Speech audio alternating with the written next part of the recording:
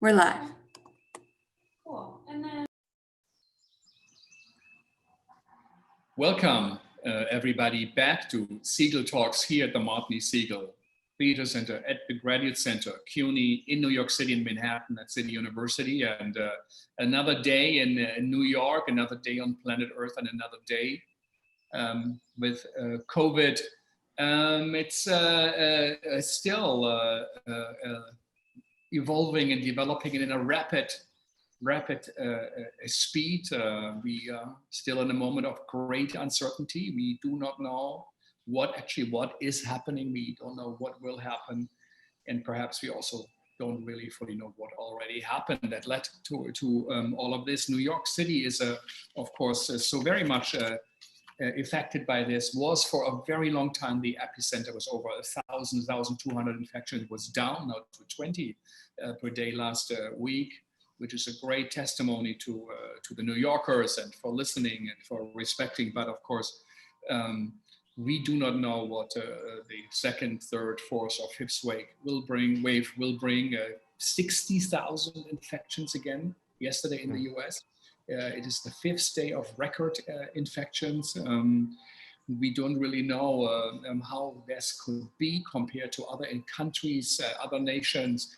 More and more it becomes clear it's because of a disastrous leadership of responses that don't serve the people, that didn't protect the people, that didn't take that as serious as they should have been in the beginning. And the same for now. The president refuses to wear a mask, now pushes for opening of schools in the fall, for normal high schools and kindergartens. Even so, numbers are against it, and he threatens to take away subsidies and funding. If not, our international students are threatened not to get a visa, not to be able to study at the university or at other universities. Harvard and MIT filed a lawsuit, I think, yesterday against this reckless and truly outrageous decision that came out of the blue. All theaters still, of course, are closed in New York City. No indoor dining. So many restaurants bought food for indoor dining for the 50% openings that was promised. But the numbers are so high that Cuomo went back. New York City is also experiencing strange things. It looks like, and it's really cold, like the Corona neighborhood in Queens has 68% or 70% of infection of everybody on the street. So it's almost herd immunity. People were affected much, much more. And often, of course, it is a more immigrant, diverse neighborhood that is 3 times as affected than the white people, and die 2 times more by the rate. So we really do not know what is happening. There are questions on Cuomo, who sent back COVID patients from the hospitals into the old age homes. And of course, we also know so many people died in the old age homes. So many workers were infected, as over 1,000. And so we are all, of course, now second guessing if this was right. We have over 3 million infections in the US. We have over 3 million in Latin America, and 500,000 in Africa, by the way. And but things are looking complicated in Brazil, in India especially now, and Puerto Rico most probably now is experiencing one of the most complicated times of the state of the US. So it's the 5th catastrophe, I think, in 4, 5, 6 years.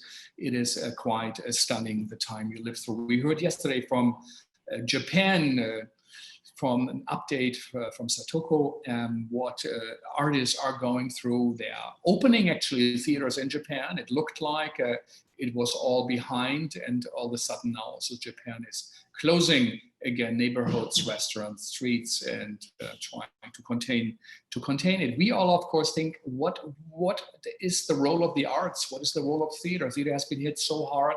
They were the first to close. They will be the last to open, next to massage salons, because it is a work with the body, is a representation with the body, and a public gathering of a community. Everything that makes life and a community great. And as we always say, great theater is a reward for a great society, a great community that takes care of itself. And if it's not the case, there is no good theater or no theater at all as we have it now. It always depends, of course, on the people who run these institutions, where artists have been on the right side of social justice, of the complex struggle for freedom and liberties.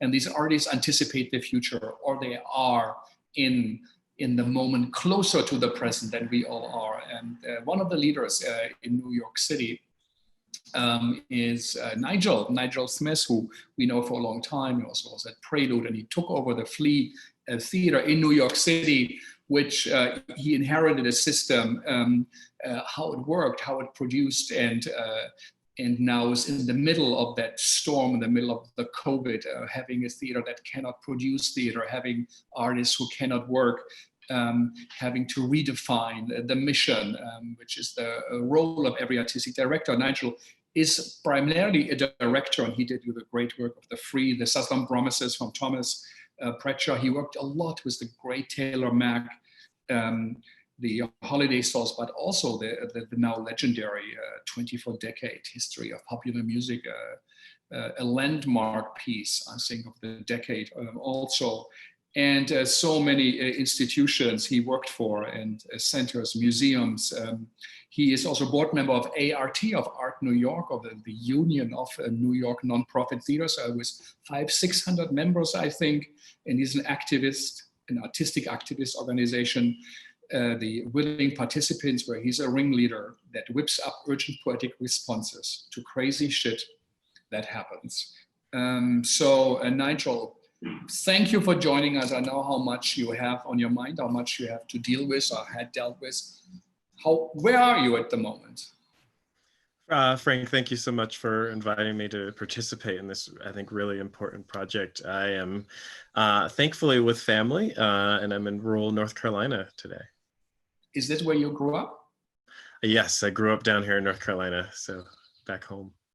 Yeah, I hear some birds. So were your parents, were they part of theater? Were they involved in the theater world? No, not in the professional sense. You know, my mom, she is a laborer. When I was growing up, she was working in screen printing, and now she works for Walmart. My dad worked in it was a cotton mill, so textiles are big. So and then moved into actually became a guard at a local prison. So that's where my parents started. But church, and particularly the Pentecostal church tradition, is the faith system I grew up in, and it is theatrical. You know, it is the kind of space where you walk in on any given Sunday and you don't know how long you're going to be there. Because there's a call and response, there is an improvisation to it. If someone's spirit is moved to dance, then the drummer picks up the beat and that dance happens, that praise dance happens. Or if someone wants to sing a certain song, that song starts to rise and the rest of the congregation joins in that song. Who knows how long the homily is going to go on. So I think that even though it wasn't a professional sense, that was sort of the theatrical breeding space for me. And not only would we go to those services and to revivals and to Sunday school, but then me and my cousins would go and recreate that in our front yard or make up new stories. Yeah. So were you a singer? Were you a singer in the chorus? I thought I was a singer. I tried to sing. Did you participate as a young man? Yes, yeah, very much so. I mean, all the pageants we would do, holiday pageants, singing in the kids chorus, being a leader in Sunday school, it was all there. Yeah. It's all there. So is the time of COVID a reconnection for you now, with your roots? Yeah, one of the things that was so fascinating to me at the very beginning is how quickly I started to be in deep and continual conversation and engagement with particularly my parents, and my youngest brothers. Just immediately we started talking, 3 or 4 times a week, and it was just sort of a gift to be inside of each other's minds and stories so much. And then, look, it's not just a time of COVID. It is a reckoning for our society. You know, I have two brothers, two younger brothers, and I have a nephew, and I have my father, and I have a Black family. And for centuries, we've been agitating, and our lives, our value as fellow citizens, as simply as human beings, must be acknowledged, and must be supported and elevated. And we are in a moment where many of us cannot accept any return to what our world, our institutions looked like before COVID. Yeah, that's where I'm thinking about right now. You know, and I'm also thinking about sort of the look, you know, I've lost family and friends of family to this disease, and many folks I know are out of work or underworking, underemployed. And despite those very real, very true traumas, there is also there's a gift inside of this moment, a gift of consideration, and a gift for engagement. And for some of us, the wherewithal and energy to actually go out and do the work and call for change. And so this pause that has a horror to it also has a deep opportunity in it, that I'm grateful that so many people can be involved in this movement.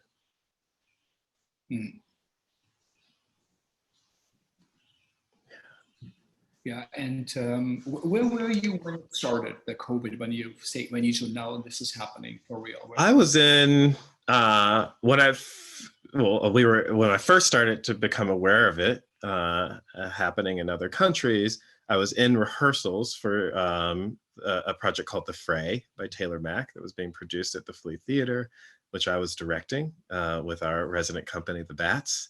And we were doing a giant ball pit. It is The Fray is about really about our divided society, and what does it mean as a queer aesthete intellectual who leaves a society that's Trumpian and that is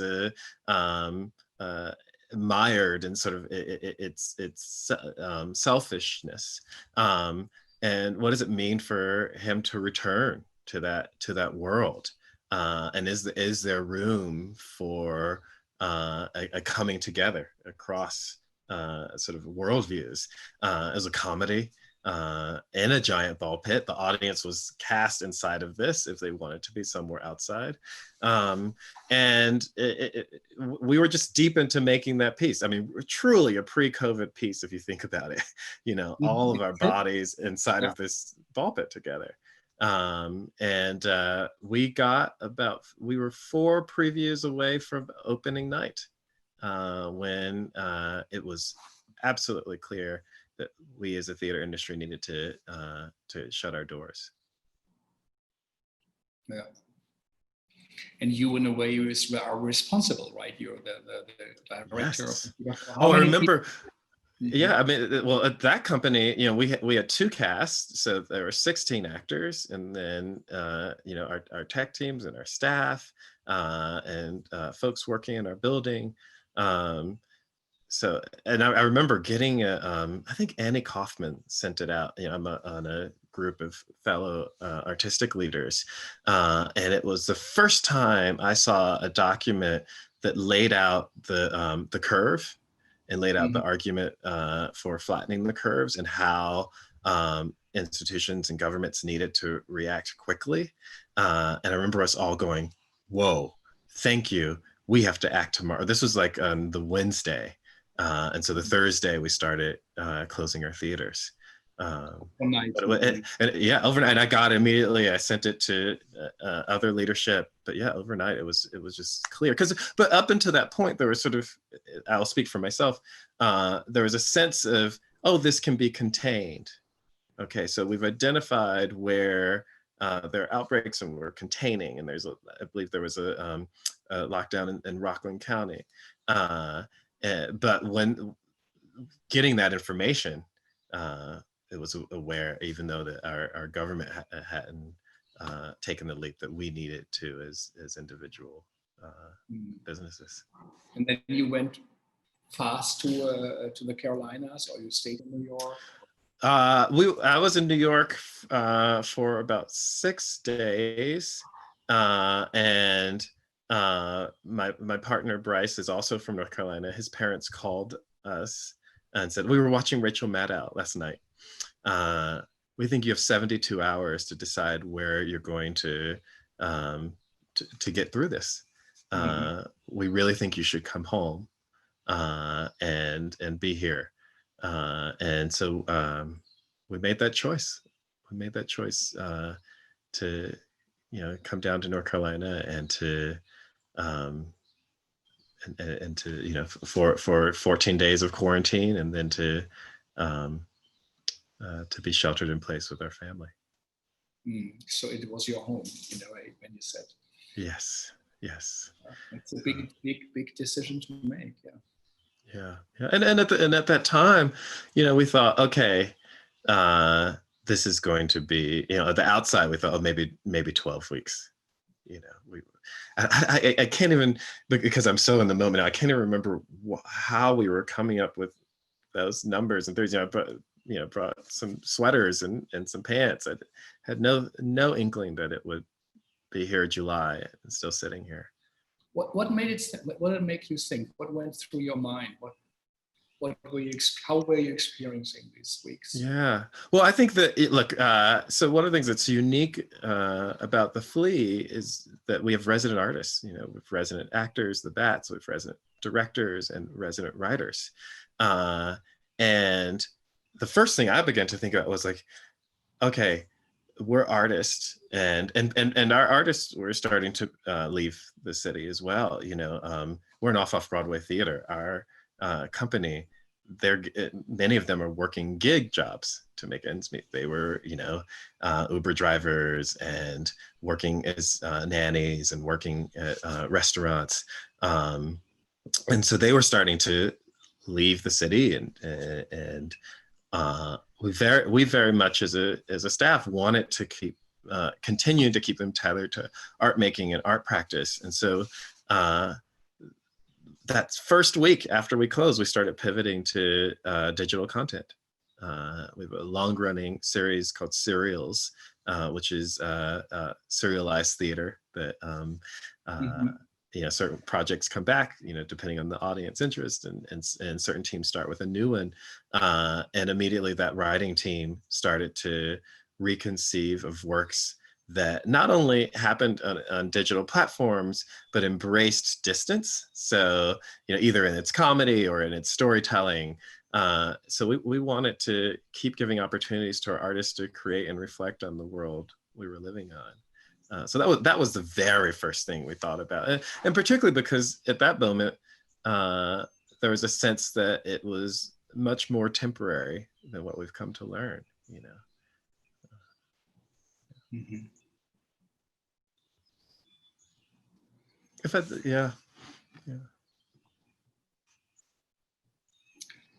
And did you rethink why theater and what to do in these days, in these months and weeks? Yeah, of course.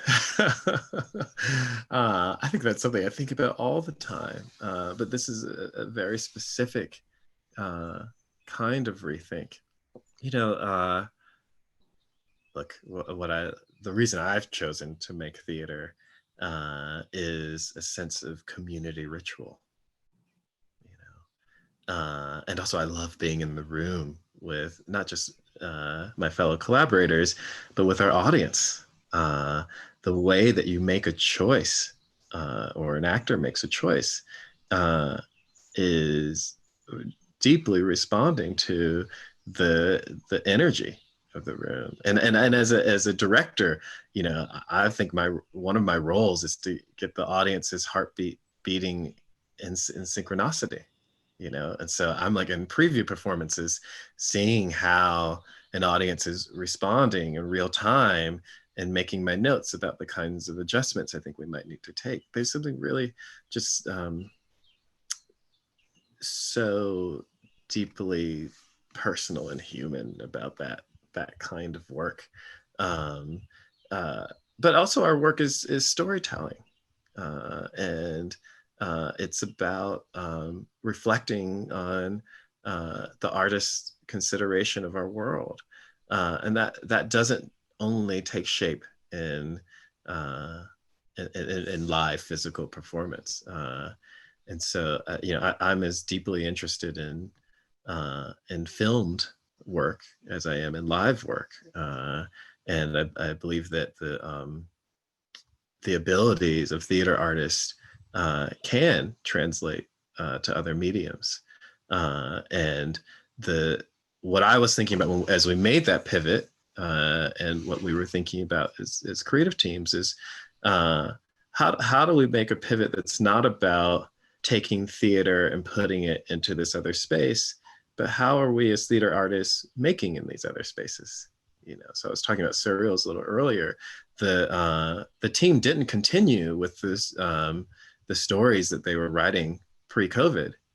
You know, they started making new material, and the director's role increased. You know, so suddenly here we're digital content makers, and so the vision of how to capture and visual storytelling suddenly became part of the language of our producing, you know, and also edit, like our directors started to become editors. And so taking our gift as theater directors and translating that to digital content makers. And also, I think another thing I didn't mention is, in that first week, I convened all of our resident directors and said, how do you want to respond right now? What's important to you? And so how can we put the Flea's resources behind that? And they came up with some really brilliant impulses. You know, one was to design a series of prompts to be put onto our Instagram page for folks to create performances at home. And another group started to work on elevating underheard voices around our globe, and so started a process of gathering stories from individuals all over, and artistic responses from all over as just the beginning process of building a new work. Another group, when I started at the Flea, it was important to me to expand our audience to include young people. I know that it is essential in our society that we offer deeply considered performances to folks from a very young age. They deserve it. They deserve. You know, you begin our conversation talking about what great societies deserve. And I was lucky enough, even though I grew up here in this rural area, that at some point someone took me to the big city and I saw a proper play, The Snow Queen, on stage. But I had also been in, you know, we could call it local theater, the pageants we were making at church, that there was space for the expression of self, you know, and the expression of community and the expression of value through live performance. So that's just a really, I think, a really long way of saying it was important that we start making work for young audiences, and they're all set in very specific cultures and cultural traditions, and one of them set in the Russian tradition it went wonderfully well. And the director is also a film editor, and the designer was really interested in how to animate the work. And so that team started working on an animated adaptation of the play, Not My Monster. They are still deep in it. Our resident company, the Bats, who originally performed it, did the voices and the voiceovers for that work. We hope that very soon we'll be able to share that with audiences in this other form. So, I mean, I think that unique positioning of having a resident company just got us thinking very quickly about how we live our lives as artists, you know. And like, you asked a really big question, you know, that I think also is extended to my work outside of the Flea. You know, I'm also a freelance director, and I'm working on this opera. The Ritual of Breath is the Right to Resist, and it is an opera that is a meditation on breath, a meditation on the loss of breath, and a call to action for all of us to breathe in the value of all of Black lives. And our producer turned to me and my fellow collaborators. The libretto is by this incredible poet, Vivi Francis, the score by Jonathan Berger, and the instigating artist, Enrico Riley, is, if you don't know his work, he's one of our nation's best visual artists. Our producer turned to us and said, "What do you want to do now? You know, here we are. You know, we can't make an opera, you know, spraying saliva and musicians and audiences." And you know, we said this work is urgent, and so now we are conceiving of it as a hybrid live filmed piece. And so we're building a model. Mary Lou Oleski is our lead producer. She's based at Dartmouth.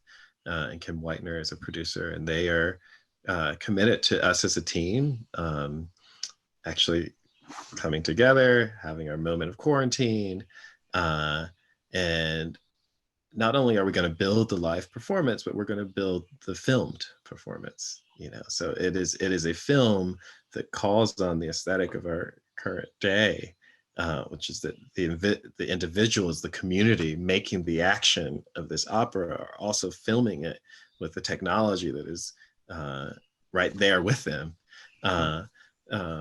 Because we believe that this work, as a creative team, we believe that this work can resonate as deeply through that point of view of the person inside of the work, making a film about the work, as it will as a live interaction. It's fascinating, the questions that, you know, get brought up, you know, around the oral experience and the immersiveness of something that's mediated by technology, but all problems that we're eager to solve, and at the same time making the live experience so that as we're able to invite audiences into a space again, they can also have that experience with the work. So, I mean, these are big things I'm thinking about, you know, and I also think about,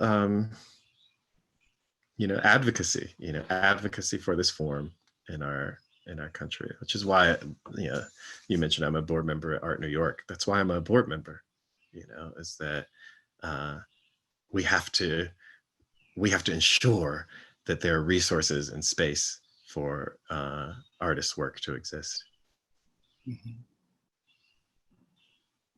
In the opera is about breathing. Did you do this before the George Floyd killing? Was that conceived before? Yes, it was. Yes, it's been around. We've been working on it 2 years now. 2 years, yeah. It's, you know, as we said earlier, that artists in a way do anticipate these things. What was that moment for you, that the Black Lives Matter, that of course also was there before, but became and so prominent, and as we now know is the largest civil rights movement ever by numbers that in the history of the United States. How did you experience that moment? Yeah, I mean, what a question. Whew.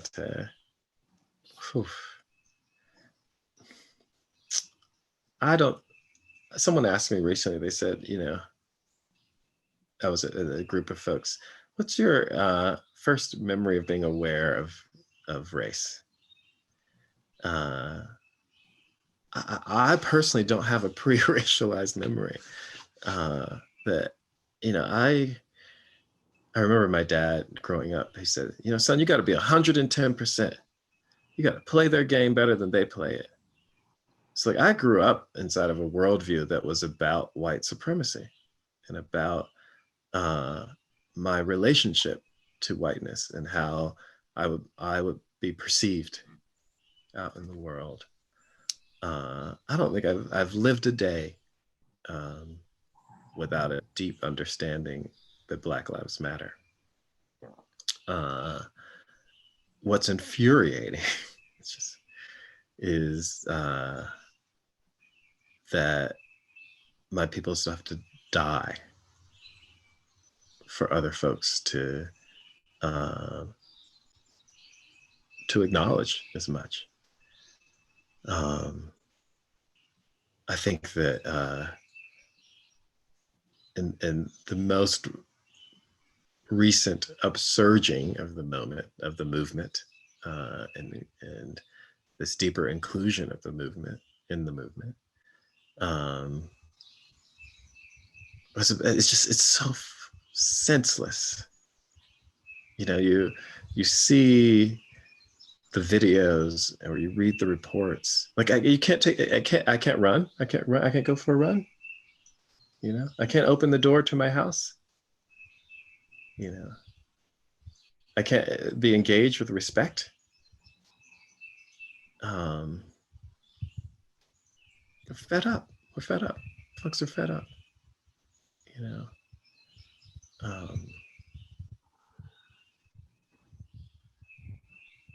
And then I'm also just so concerned. You know, it's like I was working on a project years ago with Brandon Jacobs Jenkins, his play Neighbors, and we were doing the first workshop of it, and it's an incendiary piece. You know, it's a piece about a family of vaudevillians, Black ones, who are also in blackface, who show up next door to a Black college professor and his white wife and mixed race daughter.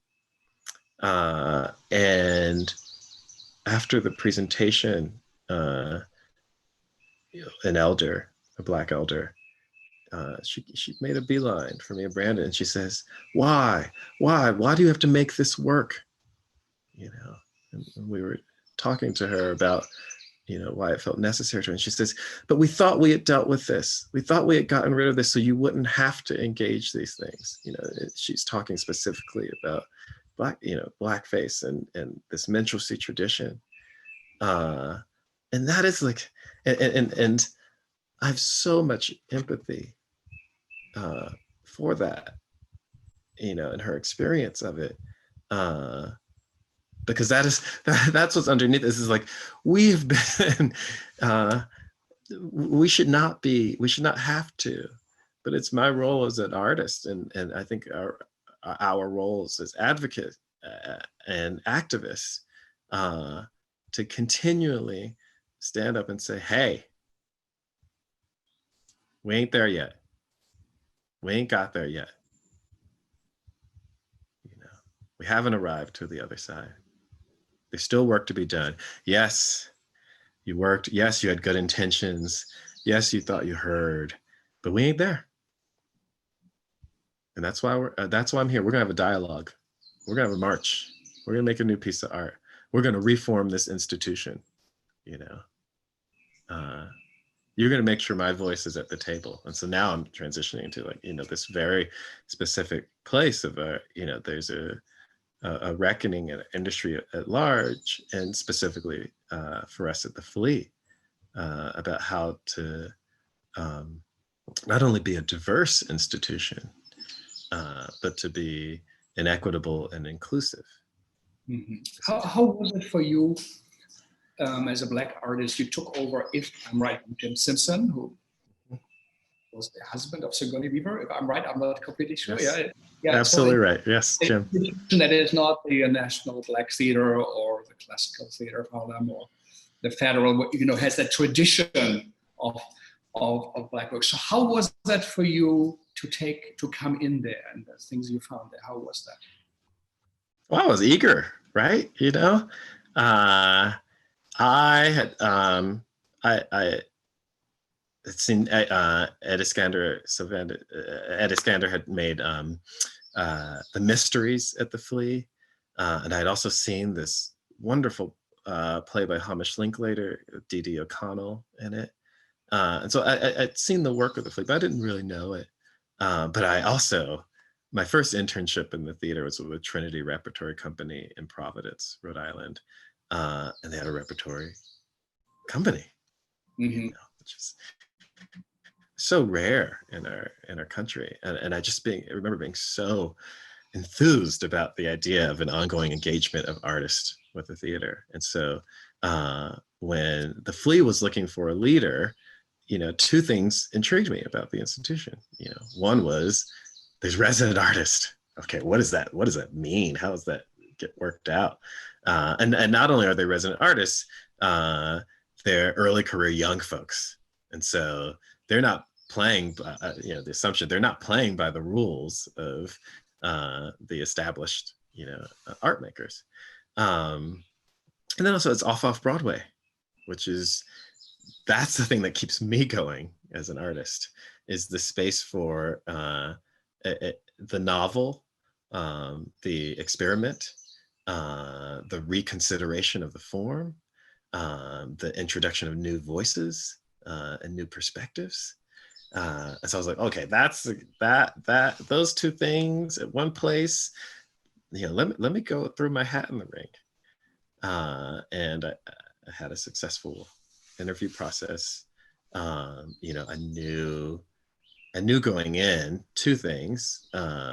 One, which is that I wanted it to be not just diverse in the actors who were around, but diverse in whose stories were being shared and what audiences were showing up.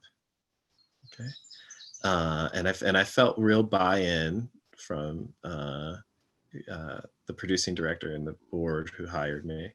But I also knew that it needed to become more sustainable. So this is the thing about off Broadway, is that it exists off of the exuberance and energy and specifically the Flea, than the volunteer nature of folks wanting to show up and make art. But I was really curious about how do we make this a more sustainable place? Look, when you're coming in as a total outsider, I'd never worked at the Flea, never worked for anyone at the Flea. There's a way of doing things that already exist.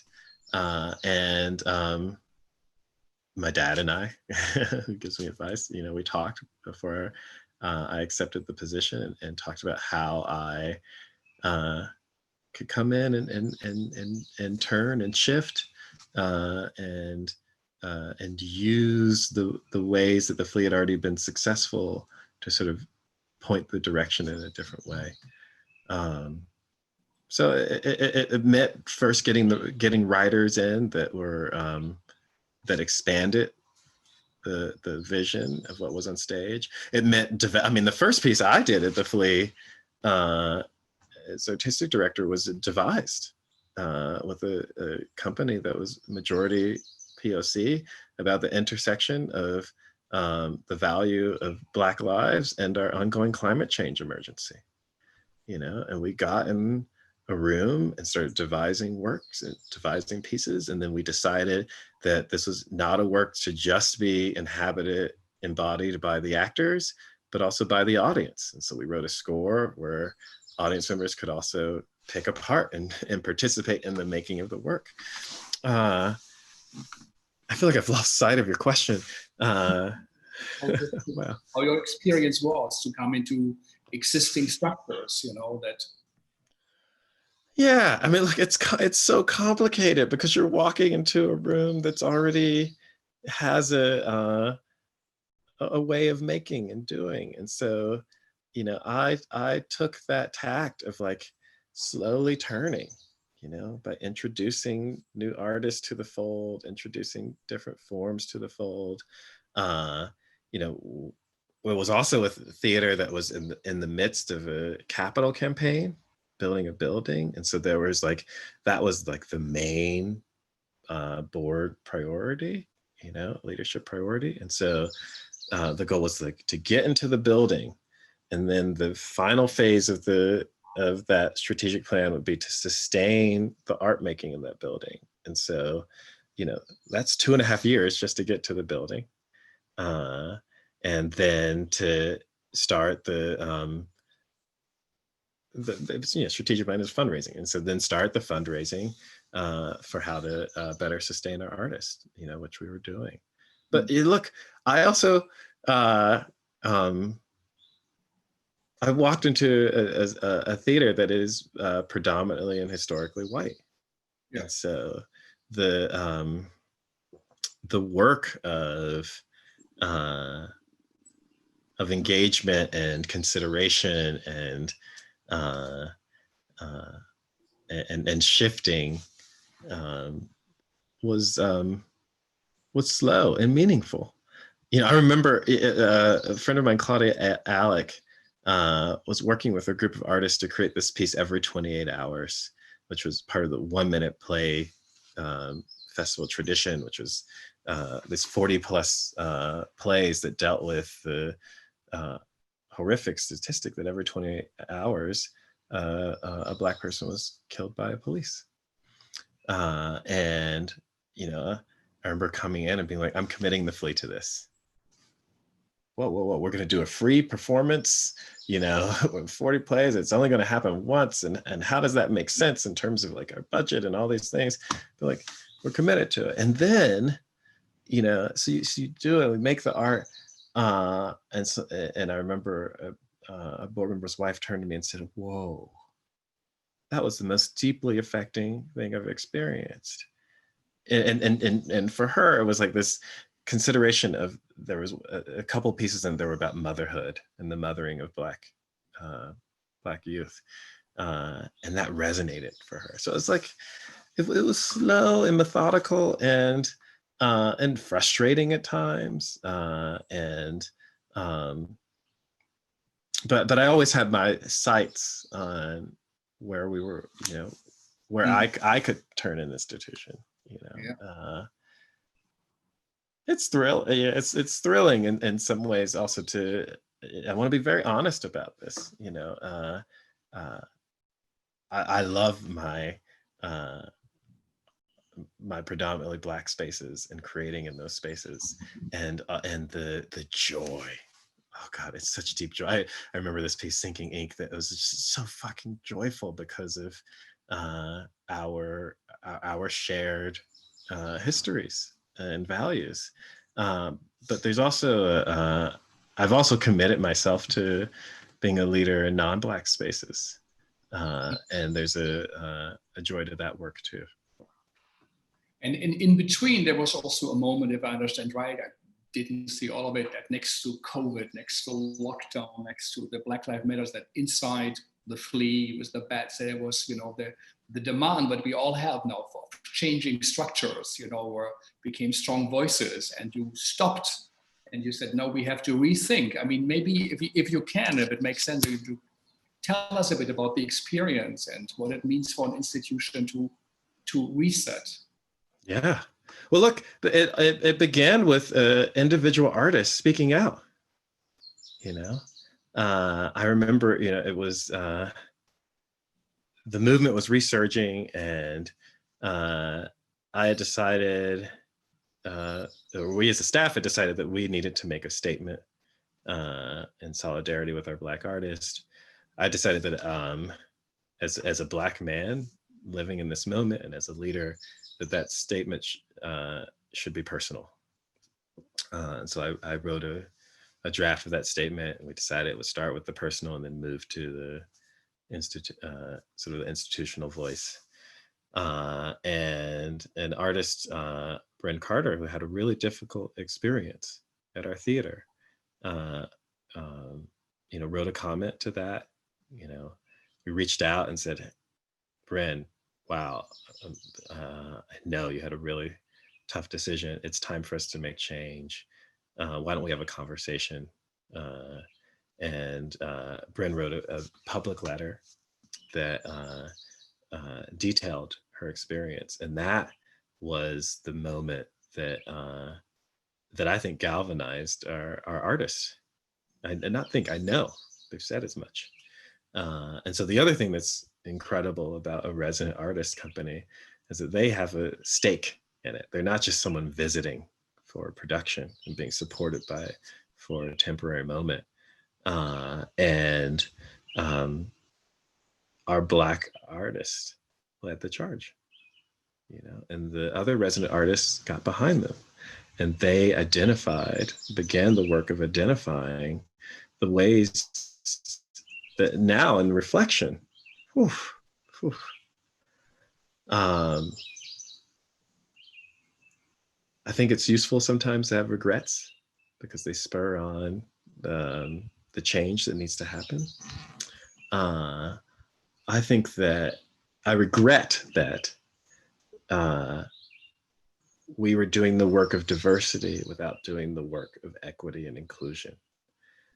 Because by doing that, we created a space that did not fully support the diverse artists that were in the room. Okay. And so this is what is at the sort of the center of what we as the Flea are working on right now.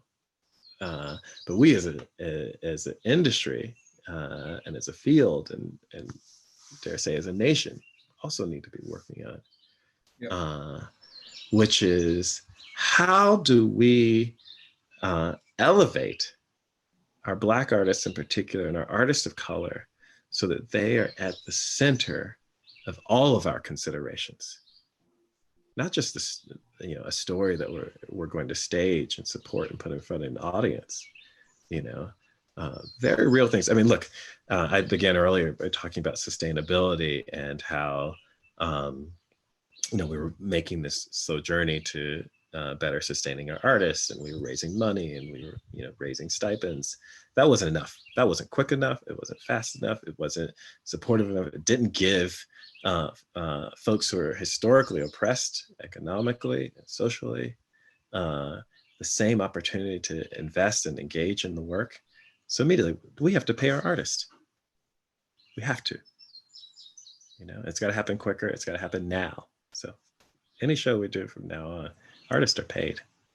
And so we are taking this moment to completely rethink our producing model. Our resident artists have to be at all levels of leadership, including on our board. Okay. And in particularly our Black artists who have historically not had those seats at the table. Okay. I'm one person out of the leadership team. That's not enough. That's not enough change. That's not enough differing perspectives. Our resident artists have to be inside of season planning. I was schooled, I was mentored by George C. Wolfe when George was at the Public. I had a mentorship with Oscar Eustis when Oscar was at the Public. I was inside of traditional institutions, the second stage. And as we've been investigating what's been revealed to me, that thing, my dad saying, you have to play their game better than they played it, that I've internalized the white man's game. The power gets hoarded at the top. And so I was hoarding power as an artistic leader around how seasons were planned, And so now with the artist, making that process not just more transparent, but inclusive of the resident artist. And so I think people are probably interested to hear some of the specifics. And one of the things I'm really excited about is once we've actually made our way through this process, presenting our our experience to the wider field in hopes that it can be useful to them. But our artists started with demands. They said, these are things that have to change in order for us to continue working here. And there are topics for discussion. And thankfully, because of the work we've done, over the last couple of years, our board and leadership have said, yes, right. Aha, oh my God, thank you for putting this in front of us. So we're in a process of listening. So that's a major point. And listening to understand, not to respond. Okay, so taking the time to actually hear and digest. We're bringing in a mediator to mediate the conversation so that we can be as bold and brave and honest in all of our considerations. We're looking at things that, like, one of the reasons I'm at the Flea is, in Off Broadway is, you can do challenging work that is not about commercial success, which means you can turn your attention to some really messy, urgent things. One of the plays I did was about the friends and family of a young Black man who was killed by cops. So what is the repercussion to those other folks left behind? And some of the feedback we've gotten is that was incredibly hard as an artist to get up 6 times a week and embody that. And it was a story that they were committed to, but they didn't have the full support that they would have liked to have had to do that. So, it's just the way we're thinking in terms of supporting our BIPOC artists and doing the work is like, is there some ombuds person or advocate or mental health professional that is part of the creative experience that the institution is committed to? Yeah. It's great. Oh my God, the best one of the really exciting moments was very early on in this process. We asked for a listening session with the resident company. And we got the listening session as we're starting it. It's on Zoom. I meant to begin with an apology that I've written to the company for not always standing up in the ways that I know I should have. And I'm in the first 2 sentences, and one of our Black artists interrupts in the chat function of Zoom and says, we the Black resident artists of the Flea would like to be leading this listening session. So I'm reading this as I'm speaking. I'm like, oh, okay, sure, of course. And they take over the space. And it's one of the, I think one of the best, most generous, yet prideful moments of artists saying we have to be at the center and we love this institution and we need it to work better, and they had built this. It was, I don't want to call it a performance, but they had written it and they had created space for all of their voices to be there, and they had been in touch with the rest of the company, and all of the non-Black artists in the company had moved their screens to Black, standing in solidarity with them. And we got a chance to actually hear, to actually listen. It wasn't about leadership creating a space, but actually leaders stepping up and saying, this has to be about us right now. So that's what's been inspiring about the moment, is that, like, everyone wants it to work. Everyone wants the Flea to work. But I'm telling you, we're starting from zero. So what are our values? Okay. How do we actually support those values day to day, production to production, and include our Black and people of color artists at the center of that decision making? We're doing radical work. They're going to get to see the operating budget. Duh. That's how you set priorities. Where is the money going? How much do we need to raise? Everyone knowing how much we got to raise to keep this, this experiment of off-Broadway functioning in the way we want it to function, you know. But we're in it, Frank. You know, we're in it. I think that it'll be a few months before we can even start to build this scaffold of what the new flea will sit on. But it's exciting. It's incredibly exciting, and I'm glad to be here. I'm glad that these artists were here in the room, were with us. You know, so.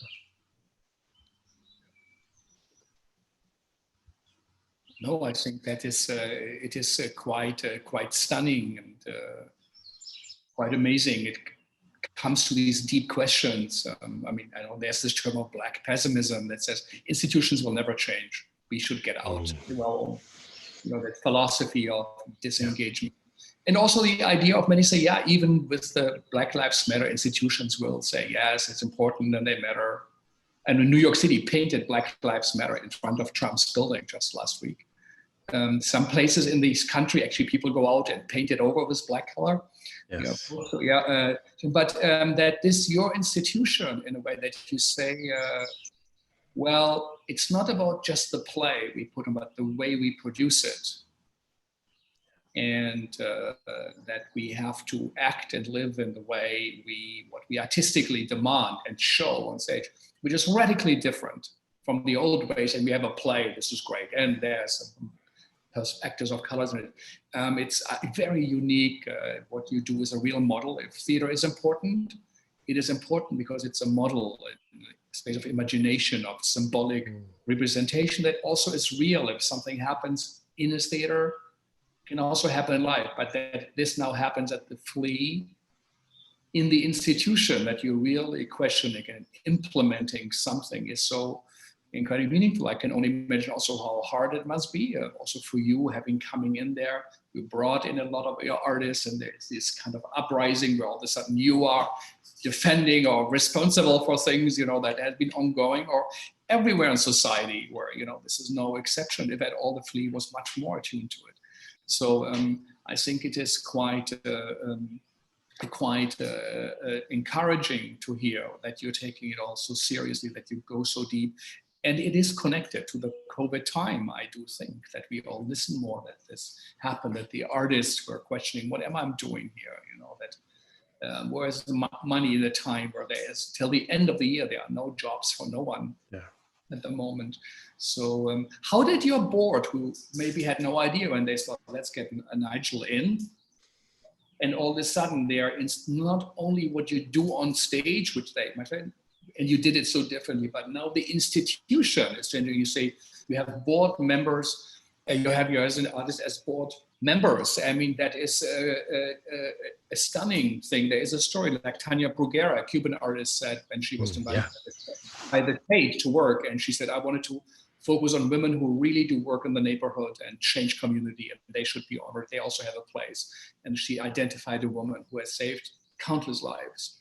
And for 4 weeks, she named the Tate, part of the Tate at the museum in London after her, and they put her name on. And then they said, we have to change as an institution. They kept the name and invited her to be a board member.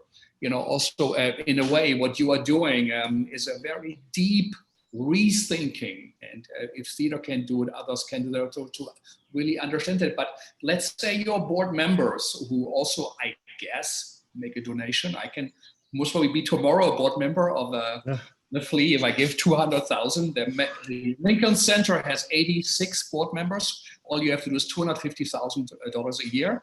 There's not one artist, as far as I know. Even so, then there's a small group of leadership that will make the decisions, and the board members might hear it a bit earlier and have privileges. So to change that idea, what I know it's a public call, but what does your institution think? What do the board members think? What do they say? Partner in think? Yeah. So I can say first they're on board, but how do we get to on board? You know, so part of it is the work we were doing over the years. You know, our board was in the midst of diversity, equity, and inclusion training before COVID came. So we were wrestling with these kinds of questions. You hired a mediator to do a workshop, individual work, or in a group with the board? Or? Yeah, so it was a mix. She came in to work with our board as a whole, and then in smaller groups to do diversity, equity, inclusion training. And so we're in the midst of asking these questions, and also we were thinking about. Look, our goal is to diversify ethnically our board. It was ethnic diversity that we were looking at, and also how to create an inclusive space that, as we invited these folks to join us on the journey, they felt an equal seat at the table in their space mate. And another thing that was really exceptional is 2 staff members came into a board meeting and gave an impassioned presentation about where the staff and the artist were, you know, and having these other voices from our community come in and speak. Oh, whoa, okay. So hearts are changing. There's a deeper understanding. And after that, I remember a board member saying, wait, not only do we need to include artists on the board, it's probably about time we get rid of the give-get. Yes, we're all going to keep giving our money, but if we actually want, and this is great because now the board is actually having the conversation themselves as opposed to me or a consultant coming in and bringing the ideas. And so now the board is even thinking like, how do we actually make sure this table is inclusive? So like you were talking about, you know, the give-get. That cannot be a prerequisite to being a leader. You know, there are other ways of giving. You know, we need it. Look, we're the. Other people have talked about on this show the precariousness, the economic precariousness of what we're doing, and that is real. You know, the flea is operationally precarious, and also particularly in this moment of not having any earned income from our productions. But that is not the only thing we're about. And that cannot be the only way we define leadership and success. Okay. And also the idea that members want to be also not just people who give money, but to be in a dialogue, to be part of change. And most people I know who are on board are great people. They are serious people, but often also are not asked to engage, as you say, staff or resident artists are not. So there is a chance to mix something, to have a collision of money and ideas and possibilities and experiences, and that is richer for all of them, because we do need supporters, and the people who do it, they are great minds, and actually also people who really go to the theater, go to the art, and they could find, especially in New York City, so many more other ways to support their own ideas or things than doing it for non-profit theater. So the question is, how do we do something that's also exciting, that creates more energy? I think Carl Jung said about art, has to have a symbolic function. More energy has to come out, radiate, than was put in, like Woodstock. You know, people, a big idea, something was put in and it radiated. The same concert today wouldn't really work that way. You could have the same musicians, it does so, but at the time, something came out. So artists have to find the symbolic representation, the imaginary representation, and signifiers that create that energy. And the question is, how can you do that? And perhaps what you guys do, and what Tanya Bugera said, perhaps changing the institution as institution and defining it as part of the artwork, the way you do it, connected. I think a next step for us is much like what Tanya was doing. It's like, one of the ways I imagine our field will reemerge in New York specifically is about a deeper engagement with our geographical location. Okay, so folks may be less apt to get on a subway or get on some kind of mode of transportation to get to the theater, which is the way we thought about audiences before. Our audiences were coming from all over. And so I think the next step to this, because we're talking about the artists now, we're talking about the staff now, but who is our geographic community and what is their investment You know, folks stop by all the time, you know, like, oh, I saw the flea, oh, I'm finally in the doors, you know. But how are there also their doors? You know? Yeah. It's true. Seeing Hans Hake, the German artist, I saw that at this, I loved that exhibition, and he had traced on the map of New York City where people who came to a museum show, to his gallery opening, where they lived. So he would ask them, and then went and took photos of their houses. And then he had them as a part of an exhibition, you know, and felt that this is something of significance we don't look at. And yeah, also what you say, I think that is all significant. And August Wilson wrote so much about it. It's not okay to just say, oh yeah, we have Death of a Salesman with a black cast. No, that's the white experience of the American dream, because a black salesman would never believe the things Willy Loman would believe in. Because that's not the point. We would have to hear the story from your father, you know, and your mother who were doing silk screen, and he, who, you know, now works in prison, or that, or other. So that's the stories we need to hear, and there is a change. How much of this, what happened at the Flea, which is a stunning thing, the eruption, the energy and the changes, how much of it has to do with COVID? You think of, would that have happened anyway? That's a great question. I know that we were on a path, you know, on a strategic path. So I know that there was the economic part of this, of paying the artist, we would have gotten there at a much slower timeline, you know? So the inclusion part of this, we were just beginning those conversations, that would have taken years. Because our artist could focus and take the time, and our community really could take the time to reflect and see and look back, and also the energy of our movement said, no, now is the time. So yeah, so yes, because of this particular confluence of events, we are moving at the pace that we should have been moving at before.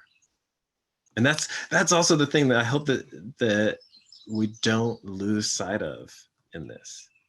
That this moment is teaching us something about all moments, you know, that a fear that I have, and I know many of my Black brothers and sisters have, is that, oh, you're just paying attention for the moment. And then things are going to change, and this is going to stop being a priority. Because that's the script, that's the history. We all know that script, you know. And what's necessary now, so I'm excited by the fact that we all have to take this pause, is we can actually practice and digest new modes of being, because we have the time to actually make them our habits and therefore our values. Okay, so the short answer to your question is, the Flea would not be making these bold choices if these events hadn't happened. Thank God they are, you know, because we were making, at least I was playing the institutional game. I was going at the pace that institutions move at. Feeding steering the ship. Yeah. You know, that's where I've spent my time of reflection. How hard was this for you personally? Did it change you? Incredibly hard. You know, as a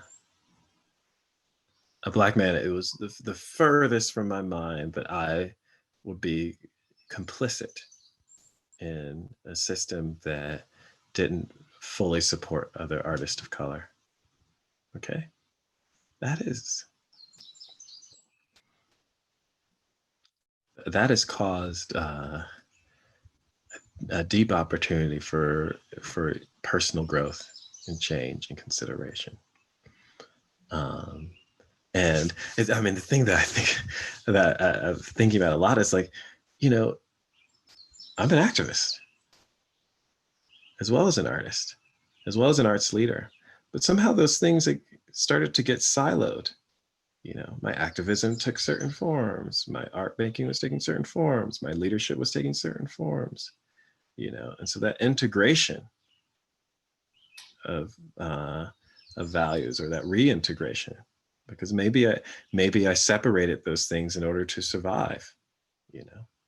Maybe I was in survival mode to try to hold on to my seat at the table, you know. Maybe I was in survival mode because only I could practice my activism in this way, because to bring it in the other place would create some kind of rupture. And so this reintegration space and this atonement and this opportunity for creating something that better lives up to my own values and our values. It's been hard, but I'm thankful. Yeah.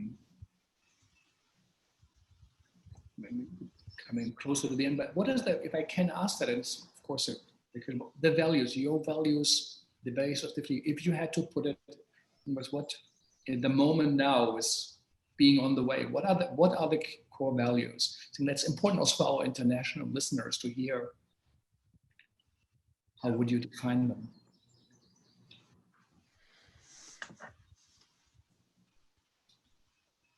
Art is necessary.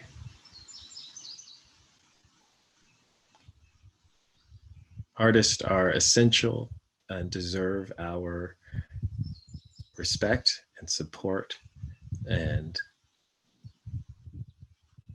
equitable treatment.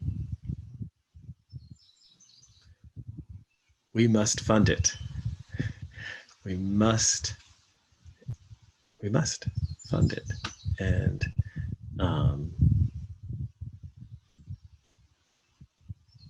And sustainability, like we got to sustain, folks, and we have to, and then at the, I think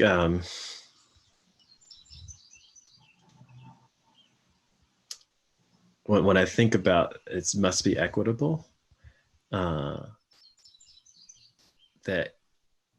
each artist who wants to be able to take an opportunity that the flea wants to provide them has to have the resources to be able to take that opportunity, you know. And then I think, and then at the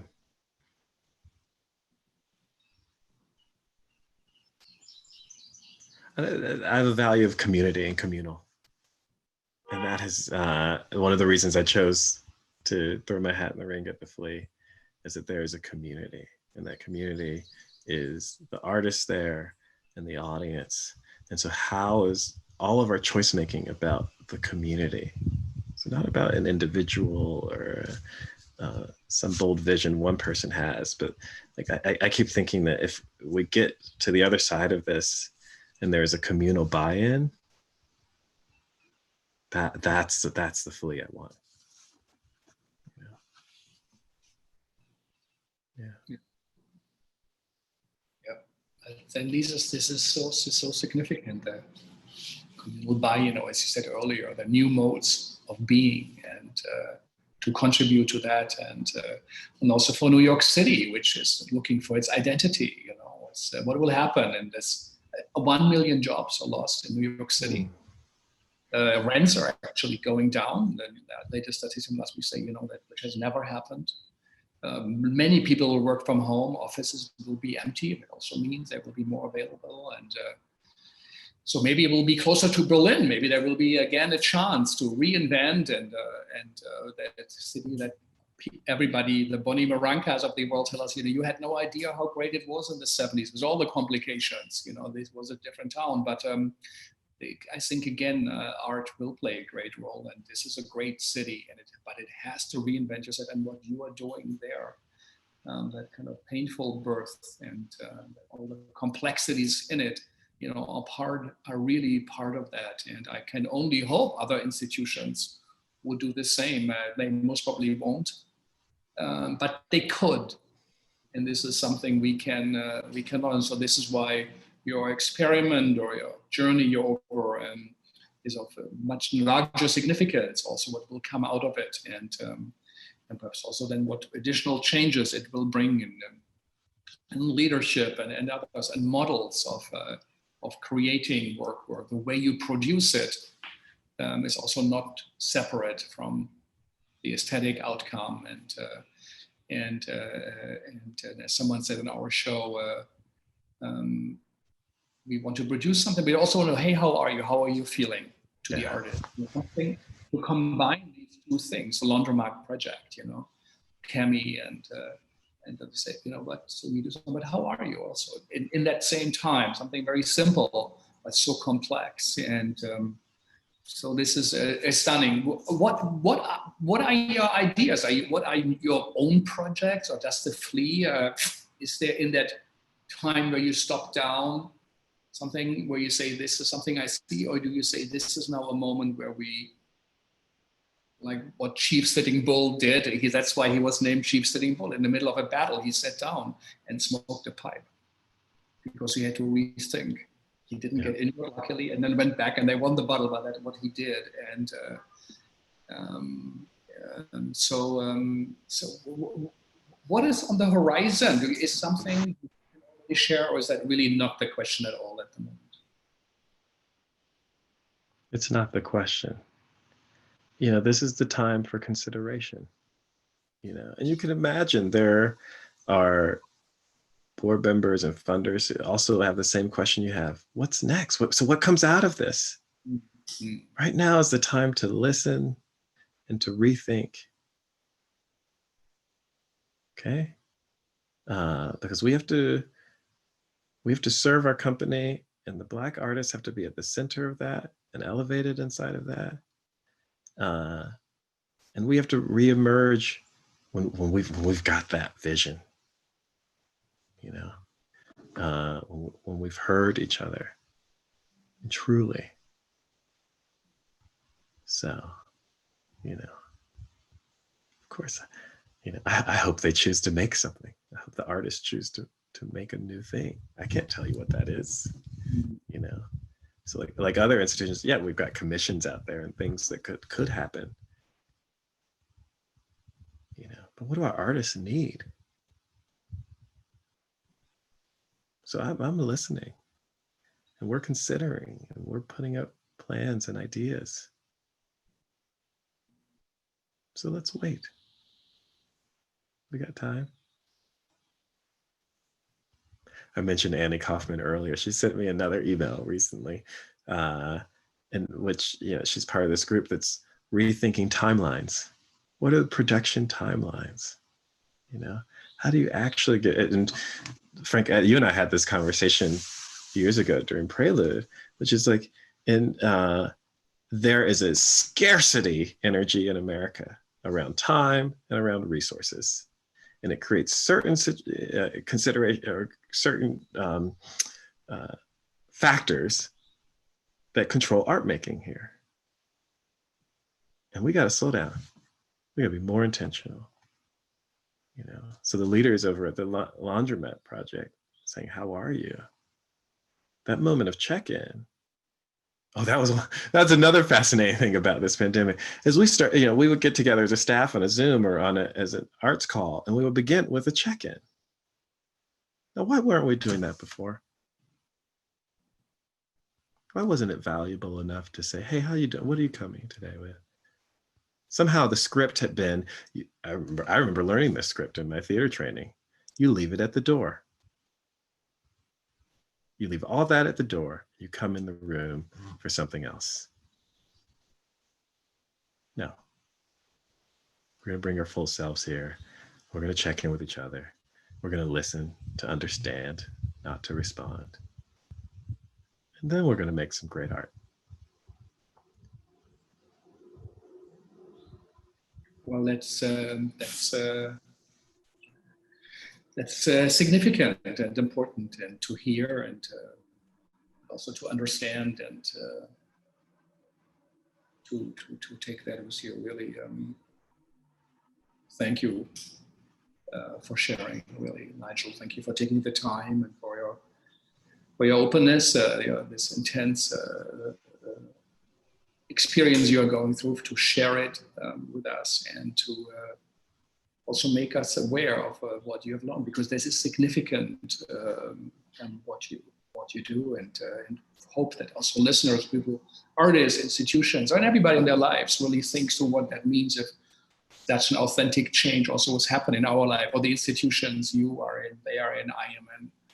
And some statistics also do say there's more money, or the same money in the US as it is in Europe, but it's, you said, differently distributed. Artists often are the curators. They are in Europe, they are the leaders of the theater. They make sure they are the board members here, but the money, of course, comes from the city or the state. So it's very unfair. You cannot compare this to here. There are also disadvantages about it, you know, and here's the need to entertain, that people love, have a good time. In Berlin, and sometimes people have a good time and love. It's suspicious. The artist, what did I do wrong, you know?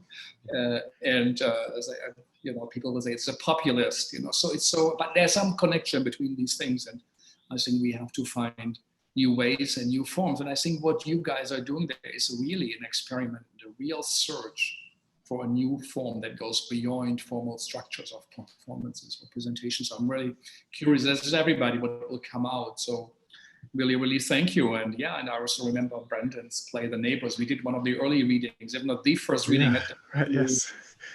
audience members who were upset and said, what the hell did we fight for when you do this, you know? The community members who came, and he said, well, we have to deal with this, if we like it or not. And the idea of neighbors, in the very early on in some of the early writings of about America, people from Britain who went back and forth, said the idea of America was the nearer neighborhood, that you nearer to your neighborhood. And then it was in old Europe, where it's class system was divided, or, you know, royal aristocratic structures, dictators, military leaders. So so I think this idea of the nearer neighborhood, that what you also brought out, is something that is of real significance, and also that's what makes New York, that we have that. So thank you really for this, what I think really significant and important talk. We will continue in our big mission of our travel around the world, and we will have tomorrow with us Jean-Claude Van Italy, who is a Belgium-born playwright, fled World War II with his family. I think the Jewish family came to New York and did the most significant, many say, anti-Vietnam play at La Mama at the time, America Hurrah, then went on to write many significant works. Later on, the Day of the Dead, the Book of the Dead performance, and has in Chantigar a retreat upstate New York, and he feels theater has to, as change of form, also get closer to the spiritual side that have been a little bit lost. You know, what you also mentioned, your early upbringing, your connection, what inspired you to come to it. This is something perhaps we also all should listen to. So Jean-Claude, at least, is a great artist, I think. That will be important. And for next week, we have, again, a look at New York. Haridas Switch will be with us. Ping Chong will be with us. The great Mabu Minds, Lee Brewer, and Maud Mitchell will be with us.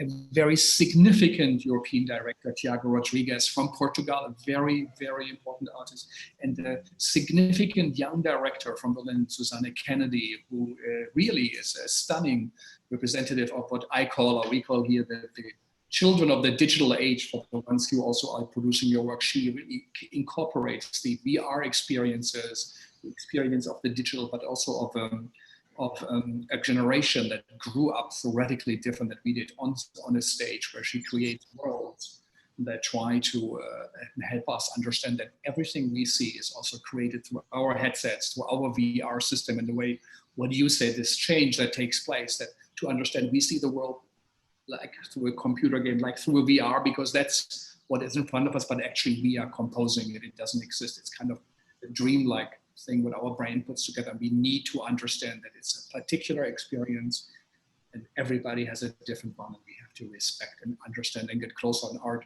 can be that. Susanna Kennedy will be with us. I think it's on next Tuesday.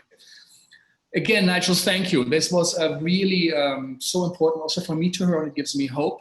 It gives me also lots to think about, also for me and myself. And if there's any change, we have to make ourselves a change that is authentic. Yes. It comes first, and then also look at institutions, see what does radical change really, really mean, and what you do there is of significance and an ongoing project. And of course, like everyone, experiment with failures and back and forth, but it's to take these steps, and the first steps in the long journey are the significant ones.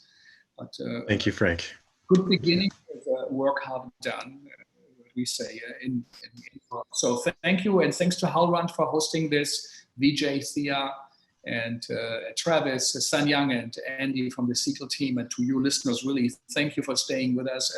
What Nigel had to say is of real significance and importance, and it stands for so much more than the world of the specifics he talked about, and it's something to really consider, to keep with us and listen, and perhaps also to go back, and also something to support. Thank you all, and I hope you will all stay safe. Do wear a mask, stay tuned, and tomorrow is another day. And see you all on Monday. Bye-bye.